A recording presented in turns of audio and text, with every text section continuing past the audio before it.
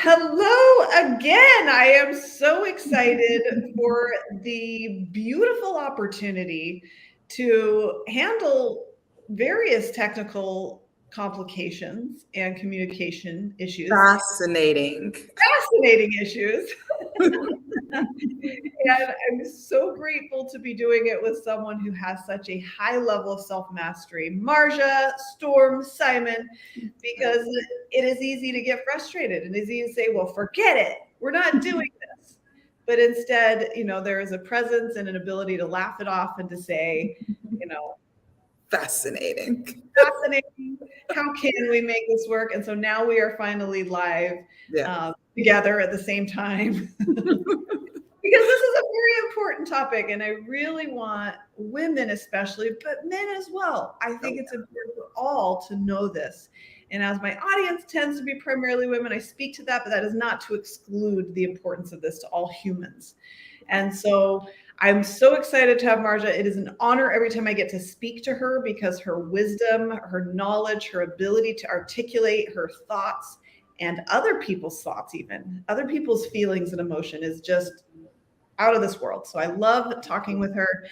And after, I mentioned this in the short live I did earlier, but I want to reiterate this. After our last live, the one that I highly recommend you watch, if you haven't watched it yet, please watch that because you'll have more context.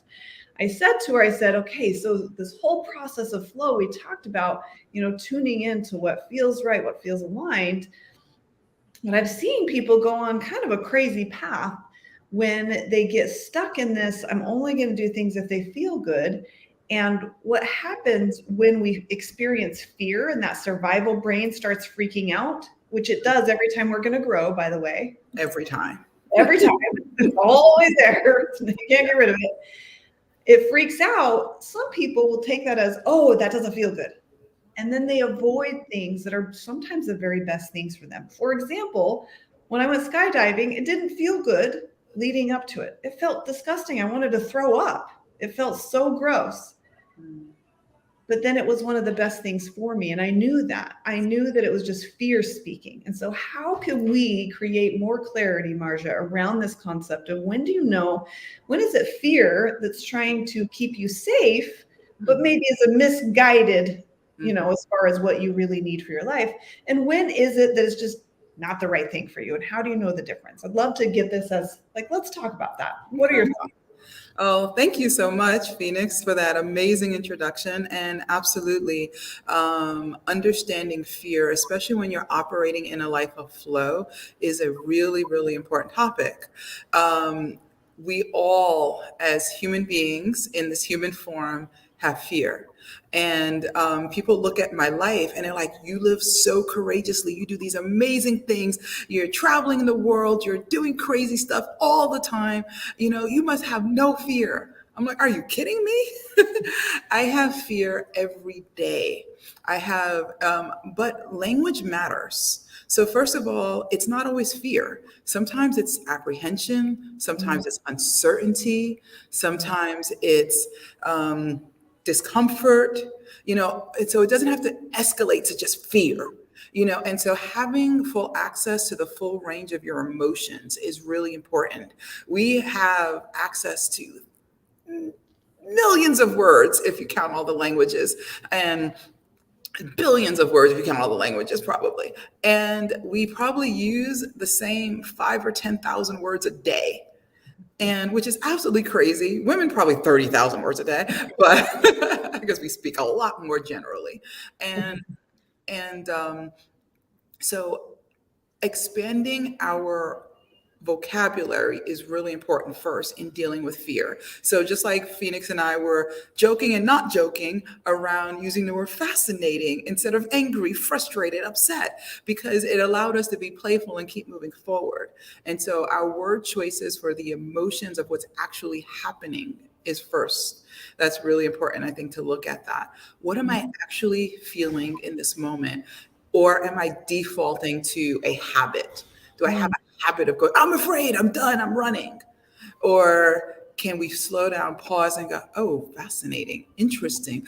Ooh, this is making me uncomfortable. So I did skydiving as well, and I'm not afraid of heights and things like that. And so I was just like, okay, this is going to be fun. This is going to be exciting. You know, Tony Robbins, our coach, when he said, who wants to go skydiving? I was one of the crazy ones to go, yes, me. And so he was like, awesome. And it spoke to the whole room. He's like, some of the room was like, yes, you nuts. And then he was like, some of the other half of the room was like, absolutely not. I'm not getting even on the plane, much less jumping out of it. And then there was a few of the people in the middle of the room were going, yeah, maybe I'll try it. I'll see how it goes, you know? And so all of those people were present in the room with all of those emotions. And so me being the one like, oh my God, that was on my bucket list. I'm so excited we're doing this. This is a great surprise. Thank you, Tony. And so when we were on our way in the bus to where we were going to meet the plane to jump out, we were in the bus. And that's when I started to feel afraid.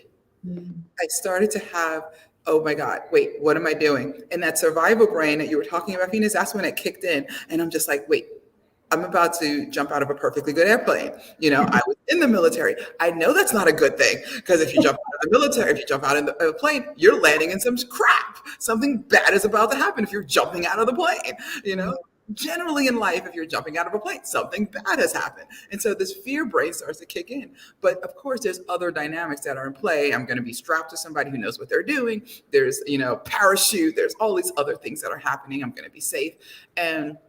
But my fear brain only defaults to, no, I'm trying to keep you safe. And thank you, fear brain. Thank you, survival brain, for doing your job, you know, but there's no danger here. And so I had to speak back to that voice.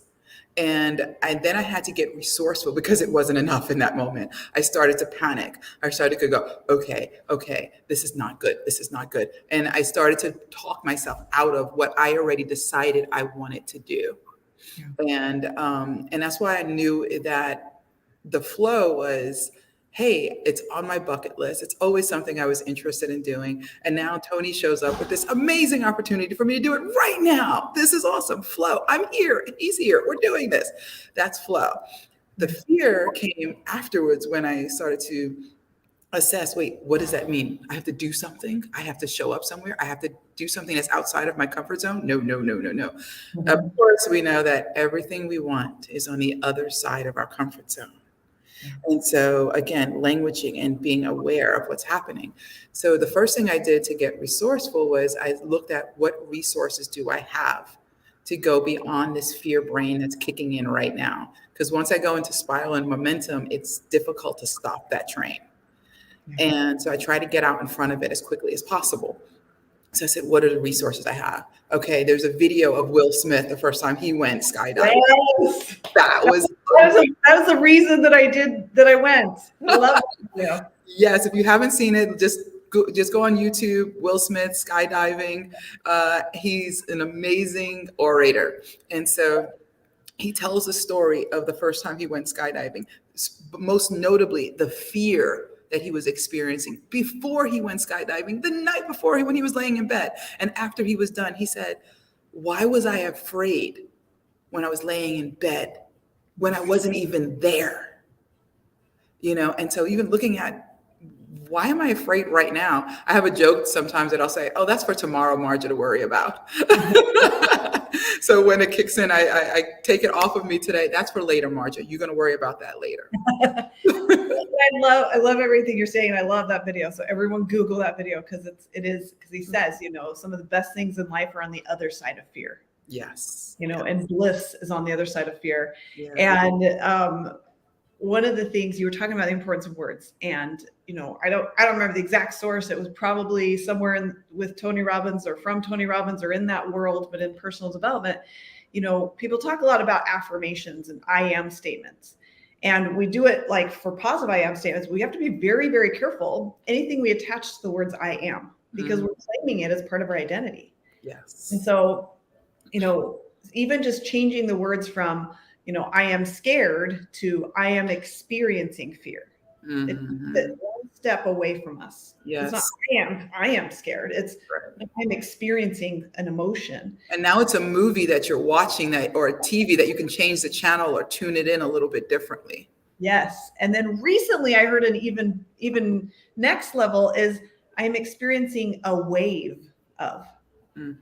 Right. Yeah. Because then we know, well, yeah, It's a moment.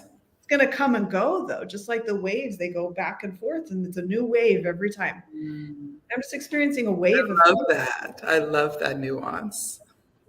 and it's helpful to create that separation because when we're in the thick of emotions, like you said, once the train starts going, sometimes it gets harder as we go further along. Now it's not impossible. It's very possible, but it's easier to get out in front of it. easier at the beginning to go, oh, hang on, and I love yours. Like that's tomorrow's, Marsha. Yeah. And I also looked at what other resources do I have. I am a firm believer in coaches. Phoenix and I are coaches in our respective fields, and we have lots of coaches that help us to do the things and to master our self-mastery, and as well as our process mastery and other masteries and things like that, things that we want to get accomplished. One of the things on that bus was Chuck Hogan, who is one of my coaches at the time, and amazing guy. And I knew he had the skill sets, the mindsets to help me through that moment. And so I got off my butt. I did something, action. I got off my butt and I went to the back of the bus where he was sitting. I was like, Chuck, I'm freaking out a little bit right now. And he started to speak to me and he started to ask me questions. And he started to get me back into truth, into reality, into facts. And I was like, okay. And then with the coaching, rewatching the video, I rewatched the video on the bus because I had seen it before. And I rewatched it on the bus and I was laughing. So after I finished with Chuck, I watched the video. I was laughing. By the time I got to the runway, I was in a great mood.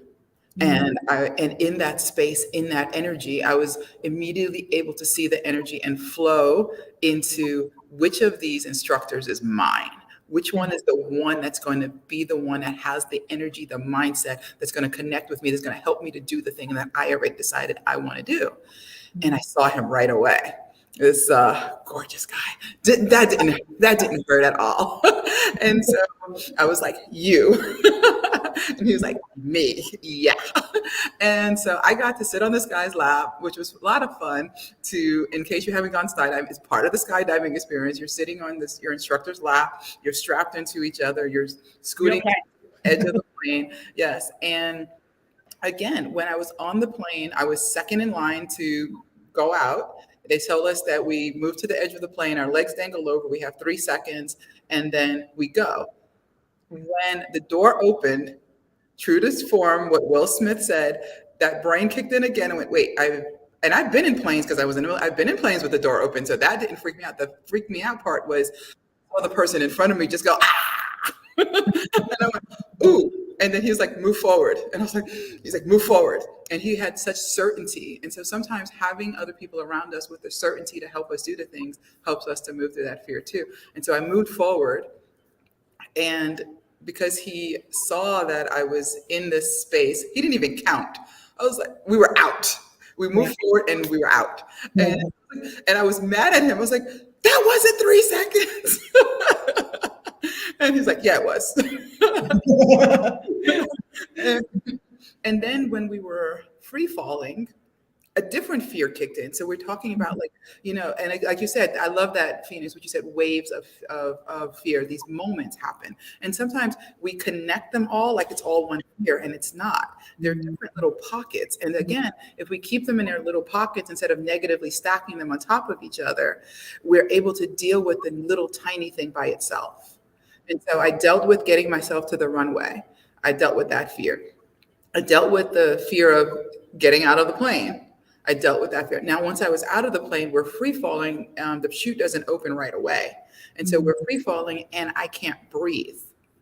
And because the air is coming so fast to my face, I cannot take in air. And as somebody who has experienced panic attacks in the past, this really freaked me out. And so my survival brain started to kick in again and said, there's no air, there's no air, there's no air. And one of our coaches that Tony brought in for that spiritual trip, I don't remember her name though. She, maybe you remember, Phoenix. She said the question, is that true? Is that really true? And I'll have to look it up and think of her name. She helped us to go through old relationships. She'd use it in terms of relationships, and the stories we're attaching to them. Is that true? Is that really true? What else could it mean? What else could it mean? And so you kept asking. So asking right questions is really important. And so asking better questions, I should say. And so as I fell out of the sky, falling out of the sky, out of the plane, falling through the air, my brain is going, there's no air, there's no air. And I immediately heard her voice, is that true? Mm. And I went, no, there is nothing but air all around me. There is actually an abundance of air. Yeah. And so that access said, so what else can you do with an abundance of air? Mm. And I said, what skill sets do I have? Ooh, I can do Lamaze breathing like I did when I gave birth to my children. I was able to take in air in small amounts, when I was in extreme pain. And so I went into Lamaze breathing while free falling, and it gave me enough oxygen and air in and out and enabled me to calm down. And then it also gave me control over my fear. Yes. And then at this point, the chute opened and we went flying back and went up, and we were free falling. There was plenty of air. I was able to breathe normally. I was able to talk. The photographer's here, the videographer's here. We're laughing, we're talking, we're joking. And it was the most amazing, beautiful experience. Yes. And we slowed down. That's the easy part. That fun. Once you have the parachute out, everything changes. Yeah. Yes. I'll be honest, Phoenix. There was one other pocket of fear that happened after the chute opened, because the weather changed suddenly to the point where they canceled all of the flights for the rest of the day. And so this decision came down while I'm in the air. And so my seasoned instructor, which is great, why it's important to have a coach to get you to do the things that you want to do and to have that team with you. In his knowledge and experience, he says, okay, we're going to have to shift how we land. So he says, and I'm like, now the fear brain kicked in. I was like, nope, he knows what he's doing. I just listen to him. I just do what he says. He goes, instead of landing the way I told you, the way I taught you, I want you to take your knees and shove them up to your ears just before we land, and just go, bring your legs up as high up as possible. I will take care of the landing. Yeah. And I was like, okay, I trust. And that's what we did. And I did that. I pulled my legs. He's like, legs up. And I pulled my legs up, and he landed us on the tarmac, and on the grass. We landed on the grass safely. And immediately as we landed, because the wind was so strong, he unhooked me and released me. And then he went flying backwards with the parachute. So he released me to make sure I didn't go flying backwards with him. And he knew he could handle it and what to do. So he went flying backwards. He did a tumble. He released himself. He got the chute. He did the things. And it was the most thrilling experience. And yes, I would absolutely do it again and again and again. Yes. I love that. And you know what also comes to mind as you're speaking is that there's always things that come up that are good reasons not to do good things. There's Right. all the stuff that comes up, because my experience with skydiving is right before, we're getting suited up, and right before I thought, oh, I might want a picture when I'm done. So let me go grab my phone. I grab my phone and I see a text message from the nanny who's watching our 5 kids in Florida while we're in Arizona. That says, I'm not sure what happened, but the youngest, who was, 4 at the time or 5, he has ingested some kind of chemical. And I've called poison control. They've said, told them what it was. It's some kind of cleaner for telescope. It looked like something you'd put like as a party decoration on a cupcake, like it's something that would have Wrinkles or something. Yeah. So, they said not to worry about it unless he turns gray. Oh my God. And so there's that part of the fear brain that, first of all, feels fear for that situation. Yes. Also says it's a really good reason not to jump out of an airplane. My child might be poisoned. But then, like you said, we have that logical part, that other part of us that said, regardless of what happens to him, there's nothing you can do in the next 30 minutes between now and the finish of this dive. Right. There's nothing, it won't change anything. So it's not a legitimate excuse to not skydive. Yeah. So yeah, you spoke into your truth. You said, let me ask a different question, a better question, and see, is there anything that I can do that will change the outcome of that if I don't do this? Yes, exactly. And so and there's, and Chuck was there for me as well, giving me breathing exercises. And I find that when it comes to fear, something that's very helpful is our fear is the mind. And if we, especially women, can get into our bodies, get into our heart, because our heart's in our body. And so things that like breathing, laughter. You're laughing at the video, dancing, moving, exercising, anything that gets us to go, I'm not just this busy monkey mind. Right. There's another part of me that can then get us into our soul. So it's a process from mind, body, heart, and then into the soul that knows what's really true and knows that our goal is to grow. Our goal is to grow and give. And we can't do that when we're paralyzed by fear. And so I think that all of that is so gorgeous. And I think that these all have an abundance of tips for anyone who's dealing with fear. Is there anything else that you want to add to this, Marja? Because I know you're in the middle of a conference and running around and got a lot going on. Is there anything that you want to add to this to put a pin on it? Yeah, I just want to say that every time that we are doing anything, it is, there's always going to be a reason not to do it. Yesterday, I looked at, we're going to go for a walk. We're going to have some fun going for a little walk, doing the things. So one of the things that I looked at yesterday, I was in an amazing conference where we talked about our human design. Data is so important. I love having information. I love having data so because again, there are resources to draw from when we are in that fear mode, when we're doing the things we don't want to do, when that fear brain kicks in and is trying to stop us from doing the things that we want to do. And so I went into human design. And if you don't know what that is, it's an assessment. It's kind of like DISC. If you don't know what that is, look it up. However, with human design, it's so much more than that. There are multiple layers and levels to each of us, and we fit into certain categories. And it helps to know your human design because then we know how we best make decisions.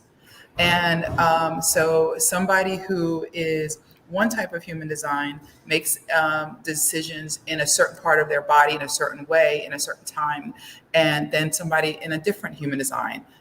Nobody wants to believe that this is true, this whole human design thing, but it's based on a whole series of different ancient ways of assessing a human being combined together into one assessment. And it's really an interesting thing. And so for me, for example, I have a sacral decision-making authority. So your authority is how you make decisions. And so for me, it's a yes-no gut check really quickly. But people that are emotional authority, for example, should not make gut check yes-no decisions. That will get you in trouble. They have a different way of making decisions. And so knowing your human design, I think it's myhumandesign.com. You can go to and do a free assessment and get some preliminary data. I have no attachment to that if you do or don't. But it was really great for me. And I went through this training a few times to understand not only my human design, but that of the people attached to me, my team, my family, my people that I work with, people that I'm considering working with, so that I understand how do we best work together and how do we fit together? How are we communicating? How is somebody operating and making decisions? So I guess all I have to say, know yourself. Yes. Get some data, get some information, some understanding. How do you operate best? There are things about myself that I realized I don't want to put myself in certain positions because I don't function well in those positions. Naturally, I can, but it's not my best. That's not where I'm at my best. And so I minimize the time, I should say, that I'm in certain places, but it's not out of fear. It's out of understanding how I get the outcomes best. Yes. And I love the focus on decision making too, because that all fits into this concept of flow. Yes. Because that's where we're trying to create more flow, is when we're making decisions and we're choosing our life's path. And it prompts in for me that I want to do a whole video series now on my 7 windows and how each one of the 7 feminine windows makes decisions, because most certainly I could do a whole thing on that. And I so would love that. I would so watch that, Phoenix. I would definitely want that. So I will definitely add that in because, I cover a lot of things in my 7 windows, but that's something I haven't leaned into. But I will, because that would be of great value. So I love that. I love this concept. And also for everybody listening, watching now or later, I understand that there's nobody who is completely free of fear. When we say fearless, it's fearless. Yeah, there's a space between those two words. Free. It's not, fear gone. Like it's just that we learn how to manage it. We learn how to interact with it, because you don't want to have no fear, because you would die. Yeah, you'd walk in front of a Mack truck, you'd walk off the building, you'd eat the thing you're not supposed to eat, you'd do the things you're not supposed to do if there was no gut check, no fear, no moment of indecision.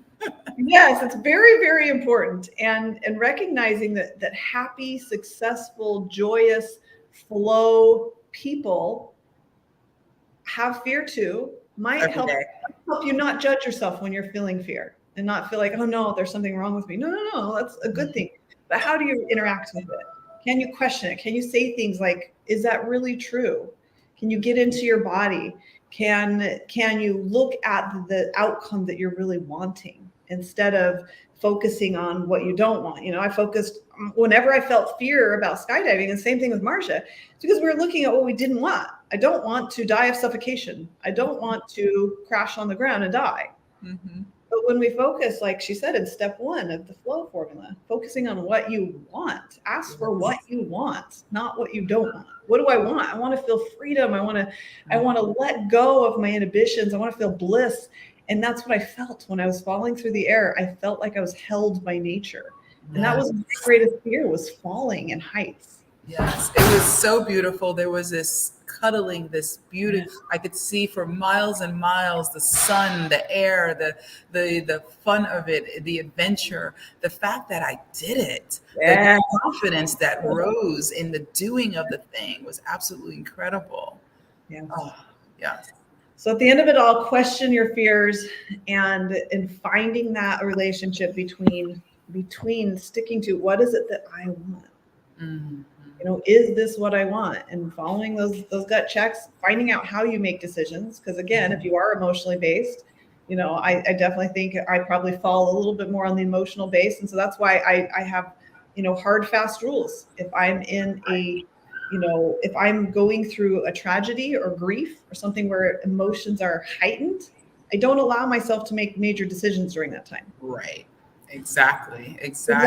I don't have a way of knowing if they're a good decision. Right. Yeah. And you have the luxury of time. Give yourself time. A lot of times we think that we have to make a decision immediately, and we often don't. We can pause, we can slow down. Let me think about this. And we're often go into people pleasing mode, where we think, I need to answer them right away. I need to give them a decision immediately. No, you don't. You absolutely do not. And there's very rarely a space where we are having to make an immediate decision that's going to result in life or death in 2 seconds. It almost is never the case. Yeah. So slow down. One of the other things I do, like we said, we play with the words. A lot of people I've heard, push through your fears, break through your fears, rip them apart, annihilate your fears. I have instead chosen a different relationship. I choose to dance with my fears. And so what's beautiful is that gives me a space of not something that I'm having to all the time, especially if I'm not feeling that within me, but instead it's nothing I'm running. Everybody likes to, you want to dance. It could be a slow dance. It could be a fast dance. It could be, and so anytime I'm feeling that, like you talked about, Phoenix, getting into your body, and I'm feeling that fear. I was like, oh, we're doing this. Okay, let's see what's happening. Are we dancing? Is this a waltz? What's happening? Oh, Oh, lambada. Ooh, sexy fear. Okay, let's do this. And so I started to play with my fear. And I got that dance with my fear from, there was an exercise that Tony Robbins did where he held up his hand to somebody and they held up their hand to him. And he started to push against them and they pushed back and he pushed and they pushed back. And so what happens when we're pushing, we automatically get a pushback. And so I thought, why am I pushing against my fears?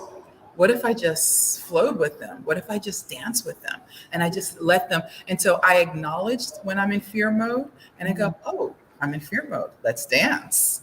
Okay, what are you here to show me? Let's play. And so I get playful with even with my fears. And it's so much more fun because it opens up access a lot faster. And you can get into your resourcefulness and your resourceful brain and start thinking quicker. What options do I have? What do I have to use to move through this faster? Yeah. I love that. I love that analogy as well. And I actually hope I'm telling my brain to instill in its memory the visual of you doing your little dance. So the next time I feel fear, I'm going to go, oh, what's happening? Because I think everyone needs a little bit of that. A little bit of that, just like release and get into it and go, okay, here we're in it. Now what are we going to do about it? Exactly. It's acknowledging that you're in the fear mode, acknowledging that, you have flowed into this beautiful opportunity for your life, for expansion, for what it is you want. Otherwise, you wouldn't be there. A lot of my clients, when they're coming to me to create their books, they're often in fear mode and they're saying, oh my God, I'm afraid. They're not necessarily using the languaging of afraid, but they're like, I don't have time. I don't have the money. I'm not ready. I'm not there yet. And so it's all these different languaging, which equates to I'm afraid. Yeah. And I lean into that with them, and I was like, that's okay. Everyone is, but this is not just about you. This is about who you are, who you are becoming, why you're here. You wouldn't have shown up if you didn't want this. Yeah. That desire that comes in you also means the other side, the ability and the way to do it is also present. Desire comes with the ability to do it. And so it's about going, okay, I understand I'm afraid, but I also have this beautiful desire to become a published author, to jump out of the plane, to hire this coach to teach me these amazing things, to do whatever, to open my own business, whatever it is, I have this desire. Therefore, the ability, the skill sets, the resources, the people, the opportunities are also already there. And so trusting that is part of that flow, that step one. You know what? I'm going to lead into this desire is the wanting. That's the side of the stick of the wanting. Yes, it's there. And step two, it's done. It's done. Thank you. And I feel like that last piece was everything I needed to hear today. With the desire comes the ability, because I felt that resonated in my soul. So that's that alone is worth all of the things that we've talked about today. And then just in closing, I wanted to share with you and everyone listening, something that I put on a piece of paper on my wall that I came up with since our last conversation. Because as I started focusing on what do I want instead of what do I not want, I focused on that in terms of my interaction with difficult situations. Because I have a lot of different things happening right now that require different parts of me that I've ever brought before. As I visualized what I wanted myself to look like, feel like in these scenarios, I came up with three bullet points that I have. Like I said, I have it in my wall. I can see it right from my desk. And that is, first of all, I want to be able to smile and laugh it off. Second, do what. And you have a beautiful smile, so that's always so amazing. Thank you. Step two is do what needs to be done. Yeah. And then three is release it and let it go. Because if there's a conflict, I want to first smile.